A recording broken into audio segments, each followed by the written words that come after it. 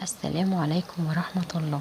ازيكم يا حبايبي؟ عاملين ايه؟ يا رب دايما بخير. اكلتنا النهاردة جديدة وخفيفة ومش مكلفة. اكلتنا النهاردة عبارة عن الفراخ اهي اللي احنا كنا عملناها مع بعض، تمام، ومعاها كام قطعة بانيه متقطعة مكعبات.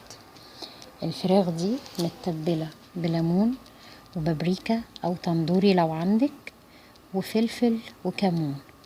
تمام، بتبلهم كويس قوي، وبتبل كمان قطع البانيه الصغيرة دي، بتبلها بنفس التتبيلة دي. وهقول لكم دلوقتي حالا هنعمل بيها ايه. طبعا زي ما احنا شايفينهم كده بنسيبهم شوية، نص ساعة مثلا في التتبيلة دي، بس ما بنحطش ملح. والناحية التانية اهو زي ما احنا شايفين بكون مقطعة طماطمية كبيرة، ومقطعة فلفل الوان اصفر او اخضر واحمر، يعني زي ما يكون عندك.